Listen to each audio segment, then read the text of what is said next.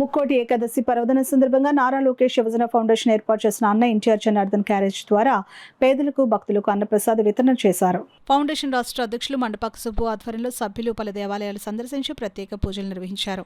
అనంతరం ఫౌండేషన్ కార్యాలయంలో 1314వ రోజు ప్రసాద వితరణ, చిన్నారులకు వేడి పాలు, బిస్కెట్స్ పంపిణీ చేశారు. ఈ సందర్భంగా సుబ్బు మాట్లాడుతూ దేశ ప్రజలందరూ భక్తి భావాలతో ముక్కోటి ఏకాదశి జరుపుతున్నారని, ఫౌండేషన్ ద్వారా ప్రసాద వితరణ చేయడానికి సహకరించిన వారికి అభినందనలు తెలియజేశారు. ఈ కార్యక్రమంలో ఫౌండేషన్ రాష్ట్ర మహిళా ప్రధాన కార్యదర్శి పులి పద్మకుమారి, ఫౌండేషన్ జిల్లా అధ్యక్షులు బత్రి సూర్యప్రసాద్, ప్రతిపాడు ఫౌండేషన్ అధ్యక్షులు అడపా జగదీష్, రూరల్ ఫౌండేషన్ అధ్యక్షులు మండపాక నాగబాబు, కాలాడి వెంకటేష్, సత్యబాబు, ఫౌండేషన్ సభ్యులు, మహిళలు పాల్గొన్నారు.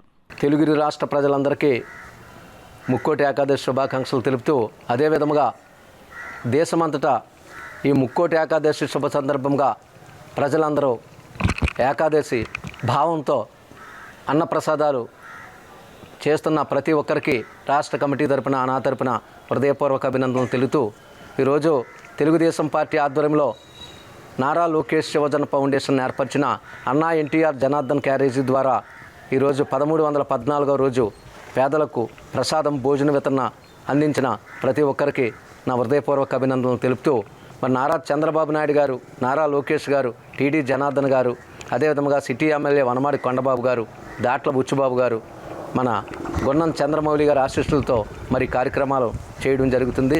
మరి ప్రతి ఒక్కరూ ఈ సనాతన ధర్మాన్ని కలిగి ఉండి ఇలాంటి ఏకాదశి రోజున, పండుగ రోజుల్లో పేదవారికి అండగా ఉండాలని కోరుకుంటూ జై తెలుగుదేశం.